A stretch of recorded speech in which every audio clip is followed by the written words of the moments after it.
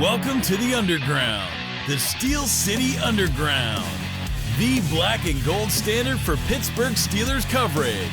Now, here's your host, Joe Kuzma and Brian E. Roach.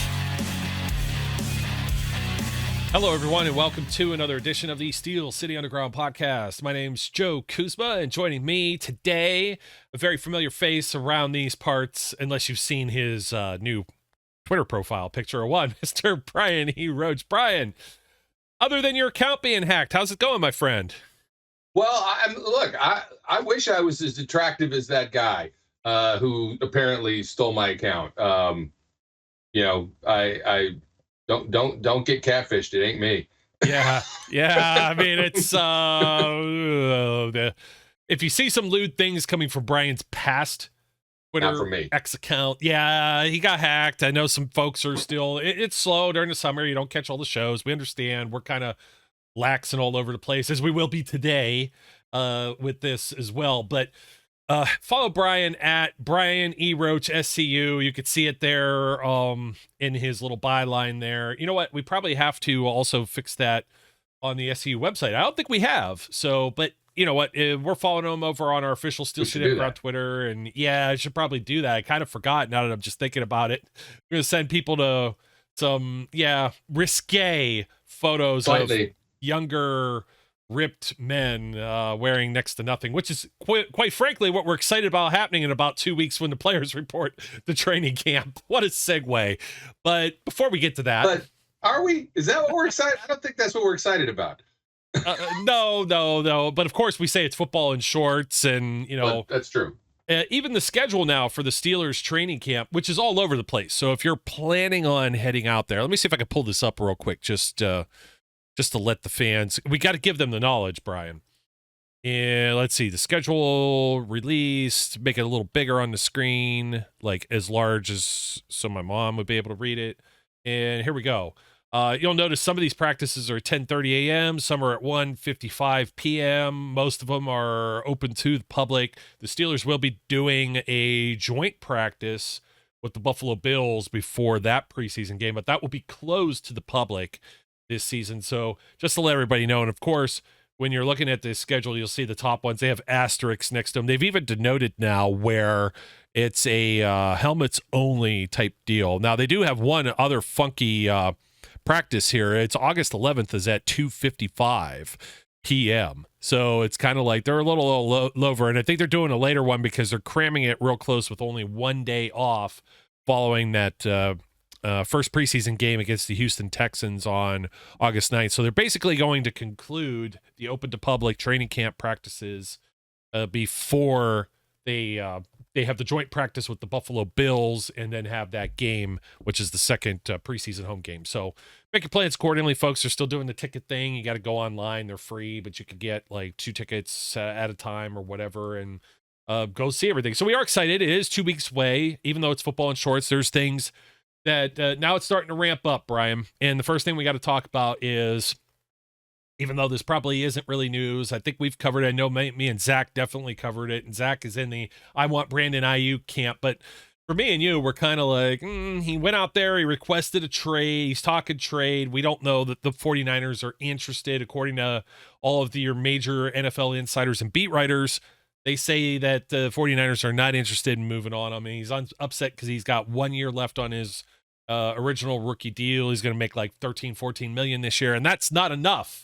And I'm just sitting here like, do the Steelers really want to deal with this? They want to give up draft capital and a whole lot of money, and then they're going to have to do this again next year if they should want to re-sign or extend George Pickens. I don't see Omar Khan and company. It just doesn't seem like traditional Steelers business, even if Omar Khan has been kind of breaking the mold of what, previous GM Kevin Colbert had been doing. I mean, it's hard for me to imagine them extending a $20 million extension to get Aiyuk here, plus the draft capital, plus then you're going to go next year when you are going to have to make quarterback decisions and have to also make receiver decisions Pickens is not going to settle for less than whatever Aiyuk got, right? And is probably going to demand more depending on how his season goes. And that feels like pushing themselves over a barrel when maybe that isn't going to be the best solution. If they can work something out, hey, great. I'm not opposed to Aiyuk showing up and being here, but I don't know that you need that drama. Precisely. And you're saying 20 million. There's guys that are now making like 25 to 30 million easily. Like the Aiyuk probably wants a top 5 contract when you look at the top guys and what they're making per average. And of course, this is his 5th year option after coming out in the first round, 25th overall. Yeah, I'm with you. Right now it's just noise, and that noise might go away when he's happy and, you know, his wallet's a little fatter. But will he actually be worth that contract? Like, I'm sitting here and I'm thinking to myself, I know he was a second team All-Pro last year. I know everybody thinks the Steelers wide receiver core is probably, maybe, without a doubt, maybe, it might not be a maybe, the worst collection when it comes to position groups on the team, because you have you have a lot of question marks, and maybe it's question marks to us where there's more, well, you want to say confidence from coaching staff, front office, whatnot, where maybe they aren't viewing this as much of a necessity. But I look at Brandon Aiyuk myself and I say, is he a wide receiver 1, even on the 49ers right now? Is he a product of Kyle Shanahan's system? And you're going to pay a premium for a guy like this that, okay, second team All-Pro last year, 75 receptions, not 100, not 110, 115, 125, not Antonio Brown numbers. Now, he had 1,342 yards in 16 games and 7 touchdowns, which is not even a career high for him. He had or receptions, a career high. He had 78 for 1,015 and 8 touchdowns the previous season. Okay. His yards per reception went up to 17.9. He had a lot bigger explosive plays than the 13 yards per reception that had been kind of his average. But over the first 2 years, a lot of folks were out there and they were saying this, even through the 3rd year, when's Brandon Aiyuk going to become this guy? And it turns out it's almost like contract year situation. 4th year as a rookie. He knows he's going to be able to ask for more money, justify. Now it's fully vested now when they took that option. So he was going to make this $14 million regardless. But I look at his numbers, Brian, and then I'm looking over on the other side. You have George Pickens, who just had 63 receptions for 1,140 yards and 5 touchdowns, with quite possibly the worst quarterback room in the NFL last year. Maybe one of the worst. Definitely one of the worst in recent Steeler history. And he was still able to put up those kind of numbers. So who's going to eat? If you bring Aiyuk in, do you think he's going to put up the same numbers? Is Pickens going to be the one, and you're trading for a guy and paying a guy 25 mil plus to be wide receiver 2? I mean, that's the way I look at it. That is what you're essentially doing, or 1A and 1B, however you want to call it. As I said, I'm going to segue to something completely off topic. Which is fine. We do that often. Don't leave your cans of seltzer out in the car when it's 100 degrees outside. You just need a coffee mug, my friend, and something to hold your hot beverage. Now I cannot set this down. Oh, I'm seeing that now. Wish I could zoom in. Yeah, it's looks like the bottom of a baseball bat, like the can popped out. The scariest part was we're sitting in the car. My daughter and I are sitting in the car. We're picking my wife up at her office. And all of a sudden something goes, bang! And we're like, what the hell was that? So I open up the trunk. 3 of the lids had literally blown completely off. And the water is just sitting in there very nice and peacefully. But so much gas had been expanded that it exploded the top of the lid. Wow. That's crazy, man. Speaking of them, like, I'm sitting over here. I was looking up. Well, you segue, but and sometimes people were like, oh, get the football. But I was listening to Sirius XM NFL radio today. It was Bill Leckis, Charles Davis. Charles Davis is great, man. And I see how old my dude Charles Davis is. Like, he is just a wealth of walking knowledge. He's like the new, like a John Madden or a Gil Brandt or somebody that's been around and done everything. And he said, and they started talking about the All-Star game, Major League Baseball, the All-Star game that was just played. And they were talking about the uniforms that the teams were wearing because they're god-awful ugly. And you can't identify the players easily, you know, let them wear like their home jerseys and stuff like they used to, and et cetera, right? And it works. He was talking about how it works better for baseball. Like football can't really get away with that with all the different colors, and maybe teams can wear white, but it doesn't really work with all, you know what I mean? So if we segue, he had a great word. I tried to almost not to swear the other day, but he was just like, hey, forget about it or something like that. Just get out of here. Forget about it. And he's like, I'm an old school baseball fan. You're going to think I'm a baseball guy, et cetera, et cetera. But anyways, he has a point with that. It was just kind of fun because we were talking about jerseys in the last episode, and someone jumped in the comments and they were said, anybody over the age of 12 or something shouldn't be wearing a jersey. And I said, tell us you've never been to a Steelers game without telling us you've never been to a Steelers game before. Everybody wears jerseys. Go tell that to the parents of the player that's playing. I get it. There's old schoolers that were out there, like Ron Cook, for example, who's now retired. You know, he used to talk on his radio show all the time that he wasn't an autograph seeker. It's like, I get that. You know, I'm not like necessarily, if it's somebody that was like when I was a child looking up to somebody like that, like a Rod Woodson, it's like, okay, there's a couple of them that I have just for the coolness factor, or they just happened upon them. You know what I mean? You collect them to get a bunch of linebackers on there, stuff like that. But it's like, I'm not chasing people down. There's people out there that are like eBaying stuff. You know what I mean? So anyways, way off the track of these wide receiver salaries that are through the roof. Now the cap, I have cap numbers. Over the cap doesn't have I was trying to get average per year, which unfortunately I don't have. Now for this upcoming season, it doesn't seem so bad, right? Let me pull it up on the screen. And that's because a lot of these are padded out several years. So when I jump to 2025, I mean, this is already kind of crazy, but it gives you an idea. Tyreek Hill, King of the Mountain here at 31, a little over 31 million.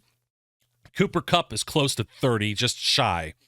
You have Deebo Samuel, who's also a teammate of Brandon Aiyuk's currently on the 49ers. This is the reason why Brandon Aiyuk's going to have a hard time. And if you pull George Kittle's contract into there, and the only reason they'd be able to pay him is because they have some other guys that are still playing cheap. Brock Purdy, for example, who has every right to start complaining about his contract. But anyways, you got Chris Godwin, Tampa Bay. I would have never guessed that he's got a higher cap hit than Mike Adams, but Mike Adams with the extension probably had it reworked. But Chris Godwin, $27.5 million. Do you want him on the Steelers for a $27.5 million cap hit?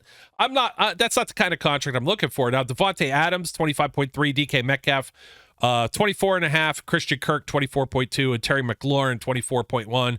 A couple more that are north of 20 million. Amari Cooper, Keenan Allen, and then T. Higgins on the tag is 21.8. Now, if we go into the future, the near future of 2025, Devontae Adams jumps to a 44.1 cap hit. That's not going to happen. Tyreek Hill's 34.2. Tyler Lockett is 30.8. Kupp still in the same category. And DK Metcalf, they're north of 29, almost 30. Calvin Ridley, 28. McLaurin, Christian Kirk, Deebo Samuel, Michael Pittman Jr., 23 million. There's Mike Evans at 22.3. Jamar Chase, 21.8, because that's, I believe, his fifth-year option. Chris Godwin's goes down, but you have like Nico Collins at 18.3. I still think, I understand that the wide receiver market is becoming very top-heavy. And you have some guys like, let's say, Justin Jefferson, where it's a little, the way it's loaded here is a lot differently, the way it's structured. You start getting out a few more years from this huge contract that he had signed for $140 million, 38, almost $40 million in 2026 cap number, 43.4, 47.4 in 2028. Brandon Aiyuk is not getting that kind of money from the Pittsburgh Steelers. And if he doesn't feel the Steelers are even a contender or want to pay him, he's not going to end up here. So I feel like the last 10, 15 minutes have been almost a waste of time, but I got to hammer that point home since it's current news, you know? Go back to that chart again, either the 2024 one or the 2025 one. I got the 25 for you here. Okay. And let's just, for the team, and I'm going to state this again, for the team that they are currently playing with, because Tyreek has some rings with the Chiefs, but for the team that is currently on the hook for the money that those receivers are getting, where are the rings? Yeah, the Seahawks have gotten 2 in that top 5 there with Lockett and Metcalf in 2025, which is why I believe one of those guys, like Lockett's the older of the two. That's why I believe one of these guys is going to be up, because they also have Jackson Smith and Jigba that they drafted last year from Ohio State, one of that core group of great wide receivers that came out of, the Ohio State University.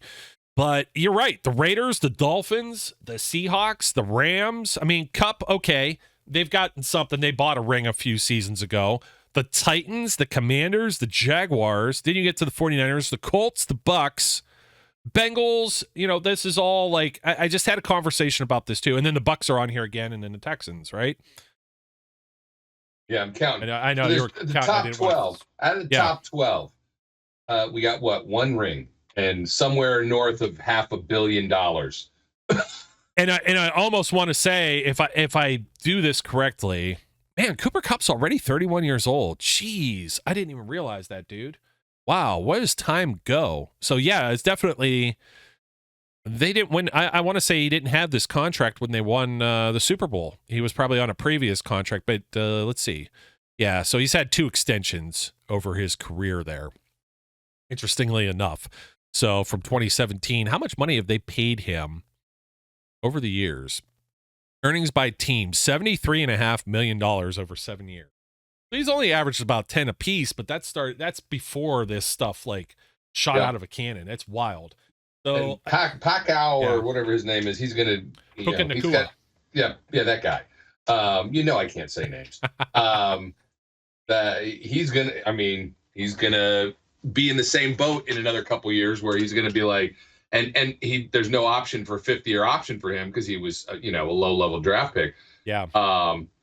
So, he's only got this is his second year, or was the second year up? Maybe this is his second year. Yeah. He was a rookie last year. So by third year, he's going to be screaming and hollering. Yeah, I agree with you. Why can't I find Puka Nacua? Puka Nacua. Oh, it'd help if I could spell Puka right. There you go. Yeah. So last season, this guy, this is where you got to find people. This is why they might roll with like Calvin Austin, for example, who's entering his 3rd year. Look at that contract as a 5th round pick. That's what you got to roll with. I was having this conversation. It was the Steelers didn't adequately plan for Pouncey retiring and Ben Roethlisberger, and like, come on, you're not going to draft a backup center while Ben's still playing. Backup quarterback, they had a guy, they just wouldn't give him a shot. That was Mason Rudolph. For whatever reason, they just didn't want to roll with him for the longest time. He did adequately at the end of last season. Now he's not here. They've gone a completely different direction entirely now. But you got to take your shots. They were like, well, they should have got a center instead. Okay. Then you'd be bitching and complaining that they didn't draft the running back, Najee Harris or Pat Freiermuth, to help Ben at the end of his career and help the next guy that was coming in after. At this point right now, you might still be searching for a running back. You may still be searching for a tight end. You got to hope that those spots hit. I think they did. So now if the center pick that you got in the middle rounds doesn't work out, where we have traditionally said you could find centers later in the draft, even undrafted offensive linemen, Ramon Foster, Alejandro Villanueva, then that's when you start to get these teams that compete and can compete for championships, that are in AFC title games or make Super Bowl appearances. There's a number of those across the board, not only in Steelers history, but we were just talking about the Seahawks. Russell Wilson was a 3rd round pick. Richard Sherman was a 5th round pick. With that Legion of Boom, they hit on several guys. They had some finds. They got lucky. They didn't get lucky with Kendrick Green. They didn't get lucky with Dan Moore. Oh, well, so what? Now this is where they're rebounding. Now they got a lot of guys that are under some rookie contracts along this offensive line. Zach Frazier and Broderick Jones and Troy Fatanu. So you got to hope now they could spend their money in other spots. But like you said, right now they got the quarterback room is bargain. Like, they went to a thrift store and they found like one of these gems that people have on the YouTube videos, and they're like, look what this is going for, $40 million, but we got Russ Wilson for 1. Hooray. But that's not going to be the case next year. So they gotta be prepared for that as well. And I know they don't do any, I don't know if it behoove them to break their rule about doing contracts in the middle of the season if Wilson does well, or if Wilson fails and Fields comes out there and happens to do well, which I have less faith on. They could be in the same situation looking for a quarterback next year, and then they'll be able to afford one if they don't have like a top 5, $30 million a year wide receiver cap hit. That's, they've got issues for next year that they're going to have to explore, right? This quarterback room as it stands right now is in flux in the sense of it's there for this year, but what does next year look like? And it's going to be difficult to find $20+ million to go grab a receiver to enhance the room. And I know I said on an episode recently where I said the receiver room is not the receiver room it's going to end up being. But the more you look at the situation as it plays out, it may be. Well, I'm speaking merely for Aiyuk. This is a guy that wants a premium contract. I know there might be some other dudes that aren't happy, that are older, they want more security or whatever. Cortland Sutton, he's in a packed wide receiver room in Denver. As we mentioned, DK Metcalf. Those guys are still a little more on the affordable side. DK's 24 mil. Yeah, and that's still and then 29 the next year. So it's like I'm just saying you're talking a boatload of money, and the wide receiver market is just out of control to a certain extent, which fits that whole conversation we had a while back where maybe there just needs to be a quarterback cap and an everybody else cap. Well, I mean, what I was trying to pull up here was, okay, so you got DK Metcalf's contract. He's 27 currently. He's still under contract for 2 more years. His cap hits, those aren't reflective. So if you take out like prorated bonuses there's a little over 11 million in each of those next 2 seasons. So the Steelers would basically be on the hook 13 and 18 million, or whatever team might be able to trade for him. Those bonuses are already, they're paid out, but they're structured in the contract that are there. And we've seen Omar Khan do the con artist stuff and was able, like when they did it with Allen Robinson, for example, last year, they only paid him $5 million. He was owed more. The Rams paid like half of his contract last year in order to make that trade happen, but it still helped the Rams with a little bit of relief and whatever was left on that contract. When you look at Cortland Sutton, he's 29. These are both guys that played with Russell Wilson, by the way, that are in probably the more crammed wide receiver rooms that could afford to trade. Aiyuk is in that situation, but he's not under contract after this year, and he's got a lot more money tied to him. So that's why we're mentioning like Cortland Sutton's in the same conversation here with 13 and 13.5 million base salary over the next 2. Now, there's a per game roster bonus too, which let me see, did Metcalf have that as well? No, or at least it's not showing here. So Sutton could be on the hook for, let's say, what do we got? A 17 game season. What's got to happen next. 17-game season. Let's just cut that in half. 16, 8 million, another $8 million. Does that seem, I think, about right at $500,000 a game roster bonus?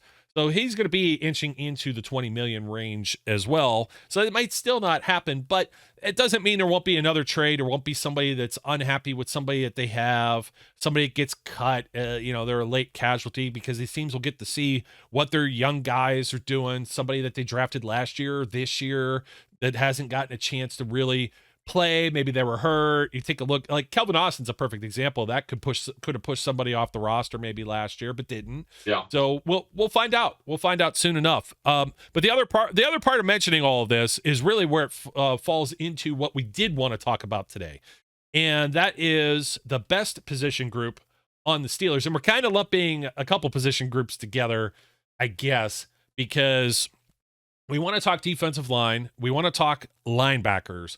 We want to talk about the entire front 7 for the Pittsburgh Steelers. That includes your edge rushers lumped into this as well. So when we're talking contracts, you have to talk about a guy that's been with the Steelers forever, that's a captain and a locker room leader, the elder statesman of the team, and a Walter Payton Man of the Year award winner, Cameron Hayward, who is entering the final year of his contract. We know that Cam Hayward is up there in age. He probably wouldn't appreciate us saying so. And he had an injury. Are you hiding there? Bro ain't going to Cleveland. Yeah, and my Cam Hayward shirt. Right now, I don't think Cleveland needs him. I think they've finally figured out a couple of their defensive linemen there. If that holds firm for this season, I think it will. Then it'll start to fall apart with contracts next year and Deshaun Watson and all that. But that's a conversation for another day. Cam Hayward after this year. Now, Cam Hayward, this is a player like where you can recognize in many cases. It's like us. Let's talk about Cleveland, for example. Myles Garrett, who's very clearly with his almost sacks and only having one actual sack in 7 games to the trail end of the season, disappears after October and somehow gets named Defensive Player of the Year. That's all a farce. TJ Watt is the premier. I know they're both playing different positions, but as far as edge rushers and impact on the game, yeah, Garrett could be great. He might be elite, but then you've got a generational player with TJ Watt. Myles Garrett was expected to be this guy as a number 1 overall pick when he came out. When was that? 2017, same draft as TJ, right? I think so. So I know they get the comparisons. They're within their own division. Well, Cam Hayward's in this same boat. Cam Hayward is a guy that is considered one of the maybe top or maybe even borderline elite, fringe elite players as defensive linemen in the National Football League. But nobody was ever going to confuse him as the top dog for Aaron Donald, for example, who's now retired. Aaron Right. Donald's in a whole other class, a whole other stratosphere. And that's what I like to say with TJ Watt, regardless of what the Pro Football Focus idiots say. So particularly 1 or 2 of them that are major TJ Watt haters for whatever reason. They're almost sacks and everything like that. I feel like the media kind of wills some of these guys into these positions and talking points. But Cam has been a guy that's probably never gotten the full respect that he's deserved over the years. And age might simply be a number with him. I think that there will be some talks of extension, but those may not actually occur until this season's over. They're going to want to make sure that he can play a full slate of games. Last season was the first major problem since 2016. He has played since every game with the exception of 1 here or there. Some of those are just rest and sitting your starters before the playoffs, something like, of that nature. So he's pretty much been an Iron Man with the exception of the 6 games that he missed in 2023. So I think that's going to be, he's definitely the crown jewel of this group when you're talking defensive lineman, Brian. Oh, well, there's no question about that. When Cam's healthy, Cam is an unbelievable player. If Aaron Donald hadn't been around, Cam would have had ridiculous numbers of all pros and everything else. It is weird because his position in the Pro Bowl voting, his position isn't really his position, but nonetheless, Cam, I'm not gonna doubt Cam Hayward, right? If he comes back and is less than the Cam of old, I think Cam will admit that that's what's going on. He wants to play. He believes he can play. And I don't think there's evidence to indicate he can't play. Let me ask you a question about the age. Do you think the age is just a number with someone like Cam Hayward the same way it was with James Harrison? I believe so, especially for that position that he's playing. Yeah, those line positions, if you can keep yourself relatively healthy, it isn't the same. You're not losing a step, right? In the sense where your speed is decreasing. Strength can make. I'm old, but I'm strong, right? Yeah. Strength can be maintained over as years go by. James Harrison is the perfect example of that. He's ridiculous. Debo continues to do absurd things, even several years after his retirement. I'm not worried about age with Cam, right? It's more about his body and the abuse that the body has taken and whether his body is recovered enough. It won't be anything else. Yeah, it certainly does take longer to heal. I think if he can prove that he's still got that step. I mean, don't forget, in 2021 and 2022, he had 10 and 10.5 sacks. As a defensive end in a 3-4, that's technically a hybrid, usually without that nose tackle. It's usually just him and one of the and another defensive end, and some edge rushers. It's almost, more of a nickel package run more frequently with the Steelers over the years than a traditional 3-4 defensive formation. However, we should talk about the other defensive end on the other side, making a pretty healthy salary himself. One, Larry Ogunjobi. I think he's more than serviceable. I think he's a solid player. I don't think, provided everything is always the asterisk of health when you're talking about football teams and football players. I'm not concerned about the other side with Ogunjobi at all. In fact, it would be nice to see him maybe have maybe a little step forward and get to the quarterback maybe a little more, something like that this upcoming season. I mean, I think Larry has played decent, but he doesn't have the numbers to back up, his play, right? He hasn't gotten the quarterback as often. And there's always seems to be that lingering concern about his back and whether he's healthy or not. But I think he still can be a force on that side. And if he can stay healthy, again, that caveat, I think that's a good, it's a good pairing to go with Cam. Then, of course, we have a 5 technique. He can play everywhere. He's probably going to dot the I, be in the middle of that line. A guy we really loved coming out of college last year. He lived up to the expectations of one hell of a draft class as long as these rookies continue to show out as they did in their rookie seasons. Keanu Benton, and he will spell Hayward or Ogunjobi at times also. I'm very excited about him and his potential future in a Steelers uniform, and that's why it got us kind of bullish. Like, we could talk about defensive line, and we also know, Andy Weidel, assistant GM coming over from Philadelphia, they love to have as many bodies as they can to rotate in, in Philadelphia, and they're playing a 4-3. So they may have enough bodies just by default.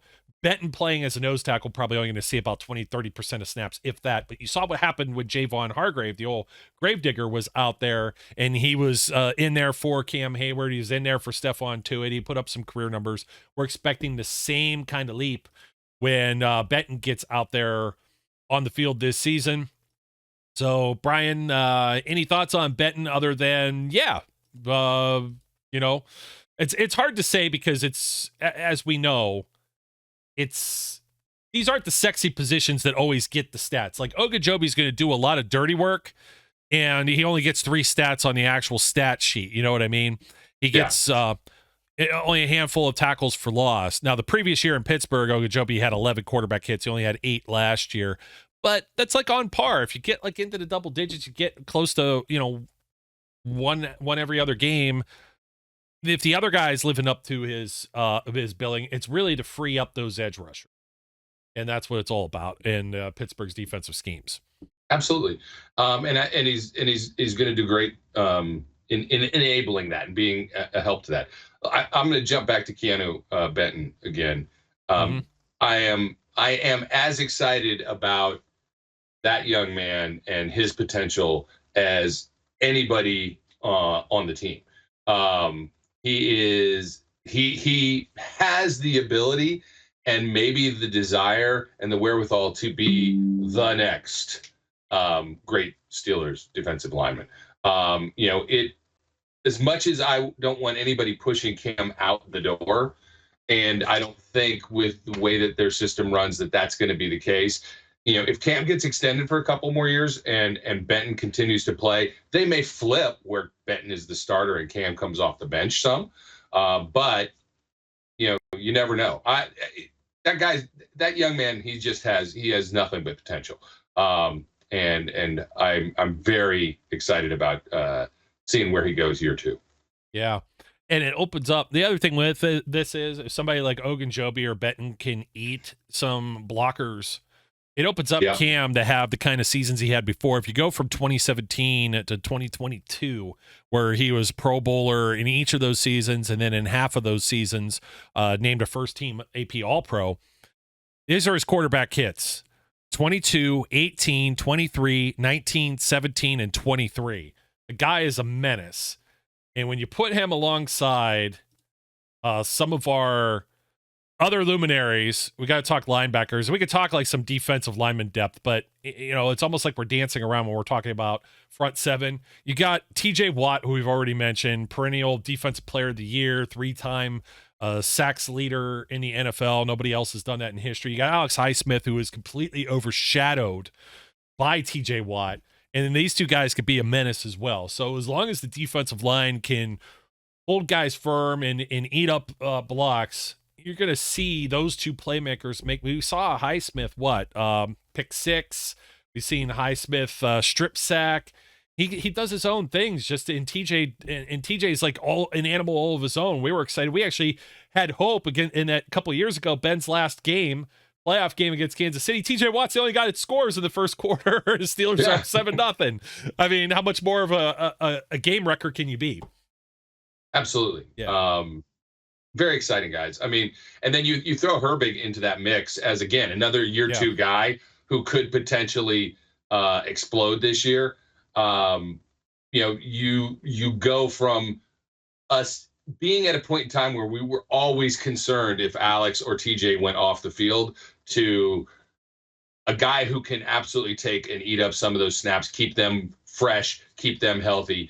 And this front 7 could be very, very frightening.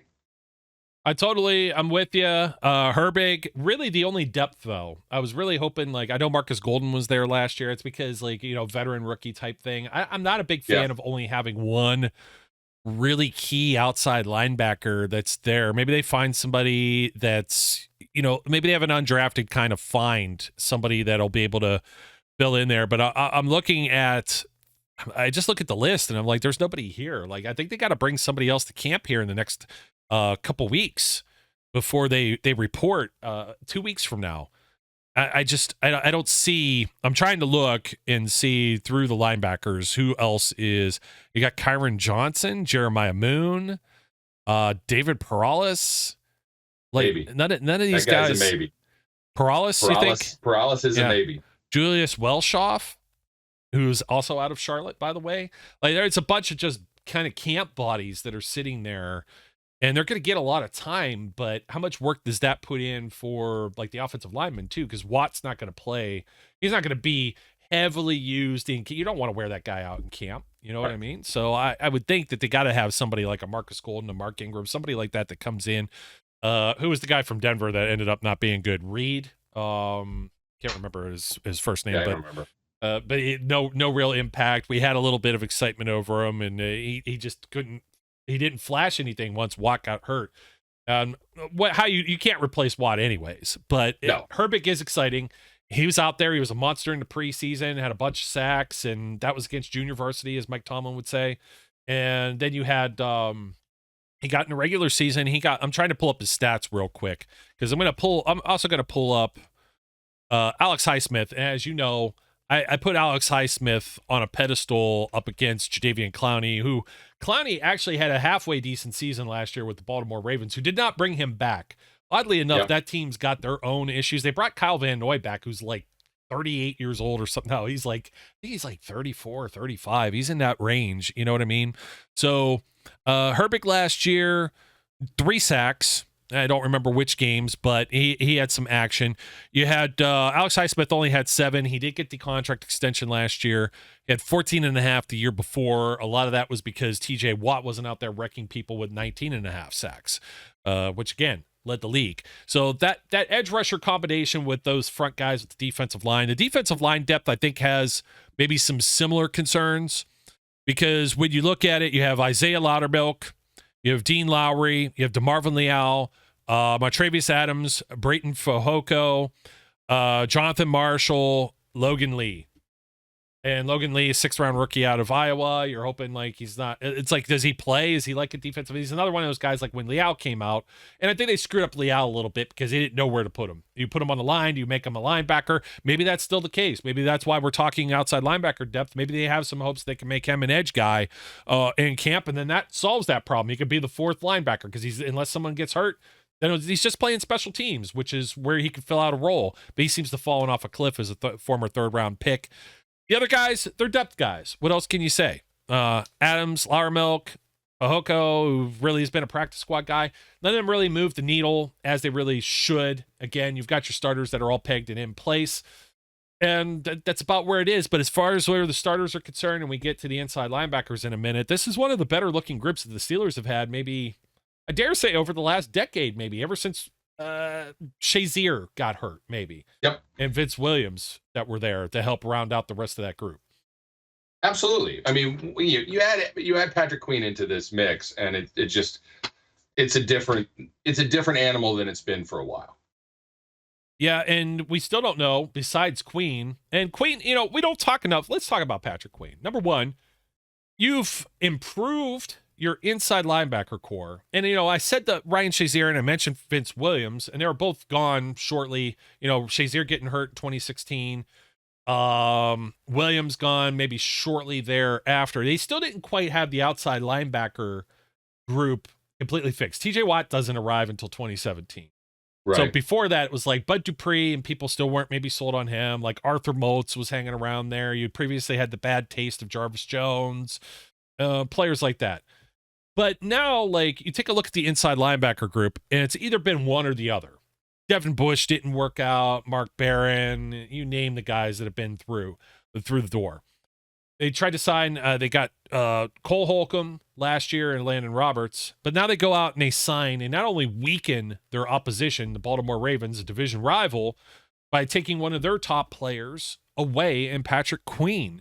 And now you've upgraded your group, while also simultaneously shots fired at the Baltimore Ravens. I don't think it gets talked about enough. It's crazy, like how much like a Russell Wilson or Justin Fields news are talking about potential trades for Aiyuk and all this other craziness. Yeah.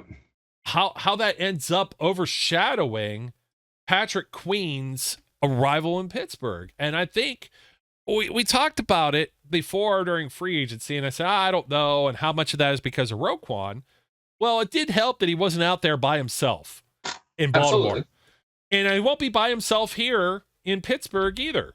Nope. We don't know when Holcomb will be healthy, if he starts on the PUP list or anything like that, or if he'll even be on this team by the time September rolls around. We don't know the extent of that injury. You've got Landon Roberts. He's a thumper. And then you've got another rookie that's going to be next to Patrick Queen. Peyton Wilson, who doesn't have ligaments in his knee, but tore up college football last year. And there's a lot of excitement about his sideline-to-sideline speed.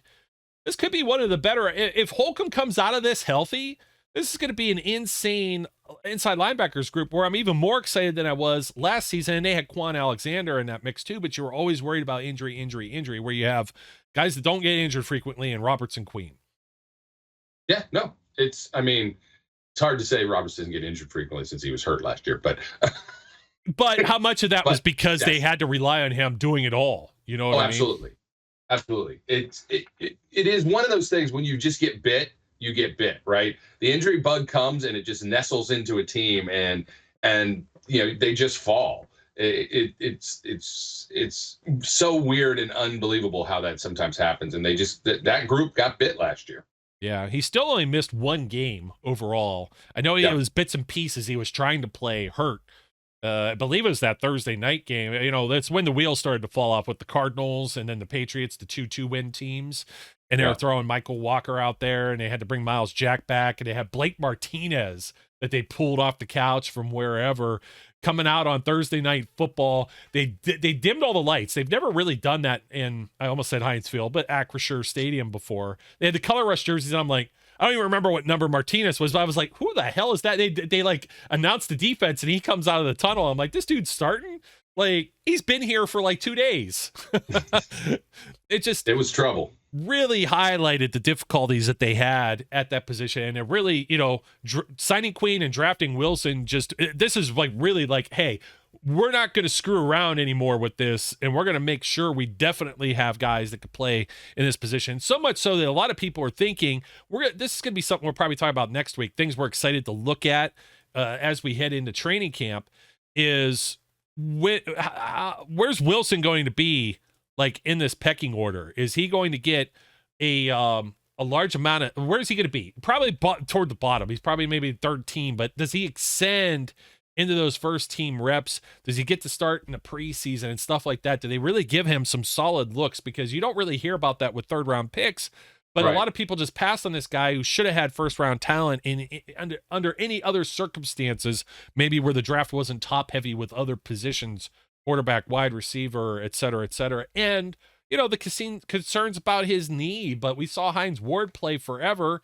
And TJ Watt, he's a guy that converted from tight end in college at Wisconsin to being an edge rusher and outside linebacker because of knee concerns.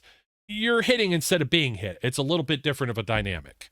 When you put all this together, Brian, and it's like Cam Hayward, Keanu Benton, Larry Ogunjobi, TJ Watt, Alex Highsmith, Patrick Queen, and then pick your choice of a Landon Roberts, a Cole Holcomb, or a Peyton Wilson. This is probably one of the better overall front seven groups that the Steelers have had since they were contending for Super Bowls. I don't know if I don't think that's a very bold assessment whatsoever. It's not a hot take. No, it's not very. It could be lukewarm, but I don't know that people are necessarily looking at it in that way. And they're just like, oh, well, the Steelers defense, it kept you in there. Just good luck with your quarterbacks, everything like that. Look, quarterback play would be very hard to be worse than what they are.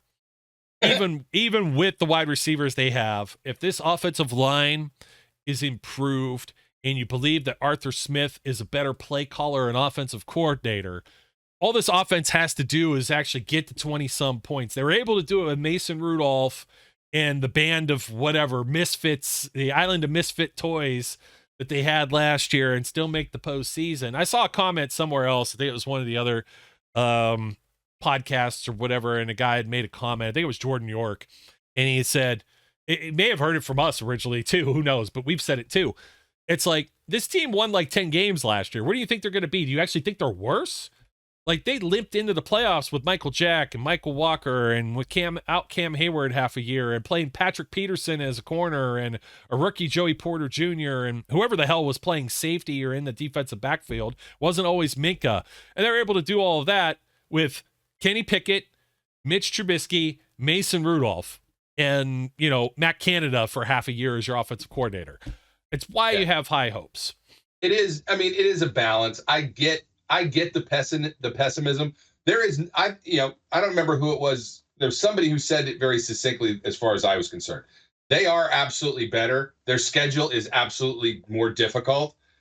And which one of those things fleshes you out, right? Are they good enough? Are they better enough to pick up wins in a tougher schedule? If they come out of this season 9-7, is it a worse season than the season before? I don't know. Not based on that schedule, right? If they come out of this game, if this is Tomlin's first losing season, which I don't anticipate, but if it is it because the team got worse? Is it because Tomlin didn't know how to coach? Or is it because they're playing every powerhouse in every scenario that they could, plus the worst possible lineups at times? I mean, the schedule is like the atrocious. Christmas Day game. There's definitely adjustments. I think I think they have the depth, though, to weather that. You see the way Tomlin plays players before on a Sunday before a Thursday night game. He's got the experience, and I think he's got the tools necessary to weather that storm, barring injuries. We talk about that, the block where they lost to the Cardinals and the Patriots. Mitch Trubisky had to come in. You had 2 weather delays in that Cardinals game. It was just that was like one of the worst. Both of those games were the worst situations I'd probably been a part of in going to games over the last almost 15 years as a fan. The weather delays were terrible. If it was bad for me, imagine being a player on the field and you got to warm back up and get loose. And now your muscles, now you're relaxed, and injuries happen a lot easier. Kenny Pickett gets knocked out. He has to have like the tightrope surgery or whatever. And Mitch Trubisky comes out there and stinks up the joint. And the only reason they were forced to put Mitch out there is because they did make an error, a large one, in extending this dude's contract. He probably should have been cut, and they should have saved $10 million and just had Mason as the backup. And those are lessons learned for whatever reasons. Sometimes hindsight's 20/20. You can't. We'll see that too. There's things we're talking about now that we're going to look back on, just like we said with last year's preseason. It's like, man, well, we got suckered with that, right?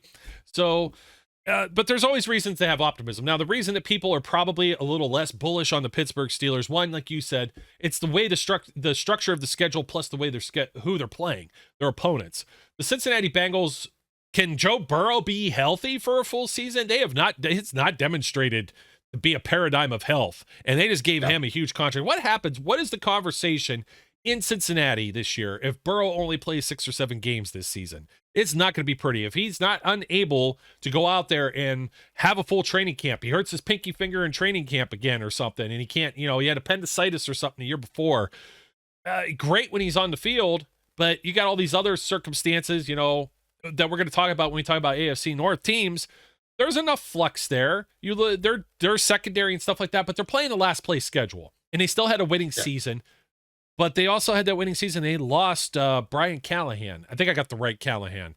I think Brian's the son, and then I forget the father's name or whichever. But they got the two Callahans. The one that was their offensive coordinator he's coaching the Tennessee Titans now. Okay, that's a significant impact, I think, to the Cincinnati Bengals and their team. But they have a last place schedule. The Steelers have a third place schedule. A lot of people are on the Cleveland Browns. They have a second place schedule, something that they haven't been able to do in 30 years is finish ahead of the Pittsburgh Steelers.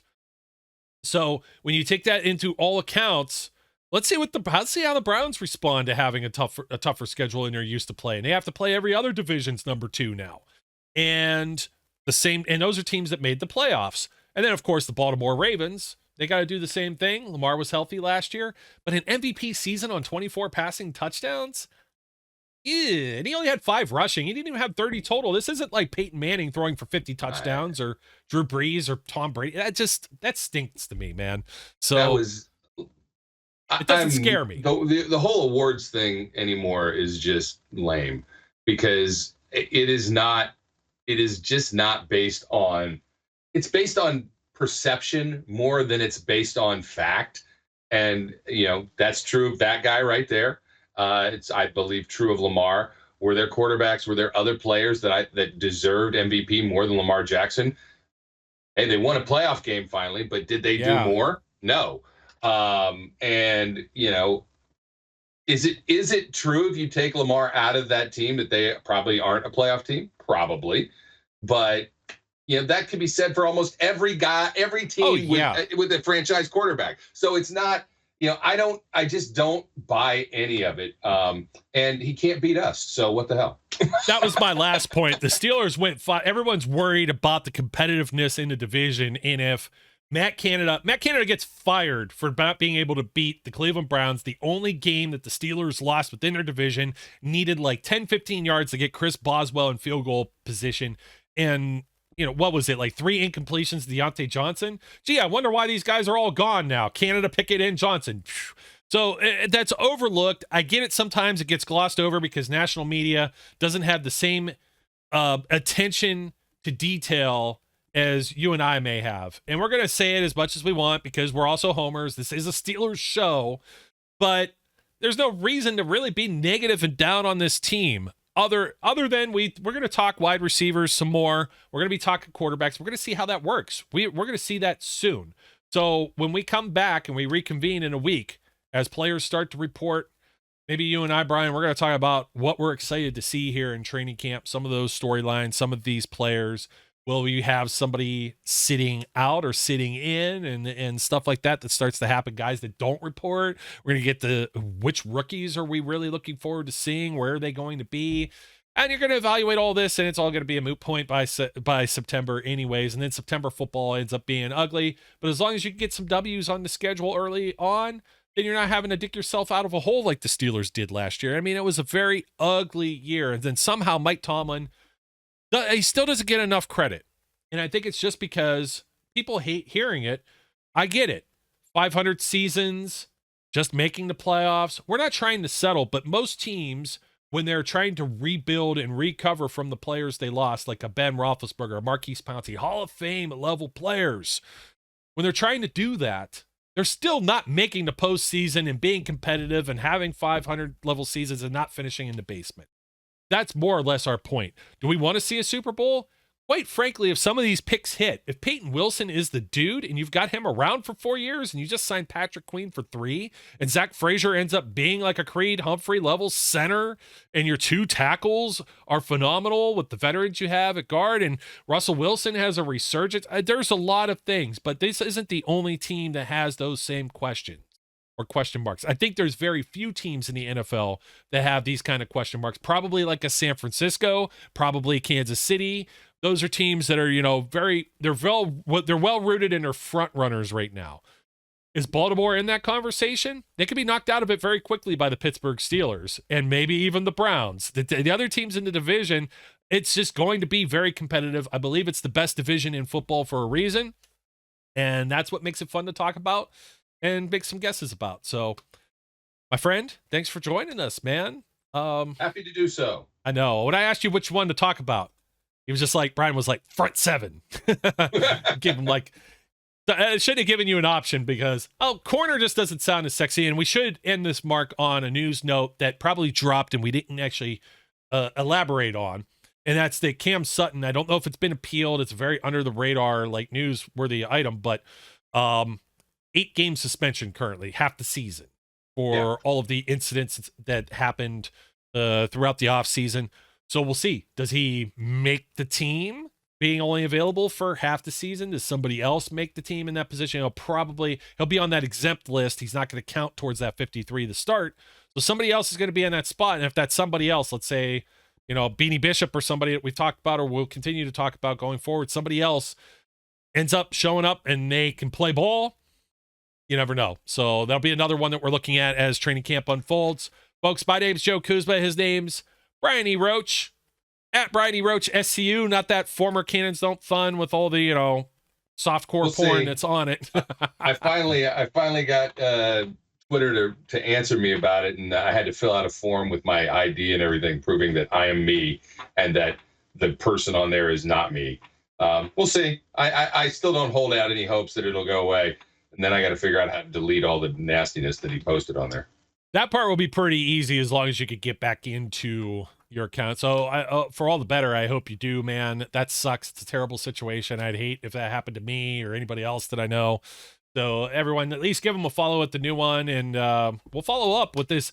That's the real ongoing off-season story is Brian. What's going on with Brian's Twitter? My Twitter is gone. Oh, no. The X.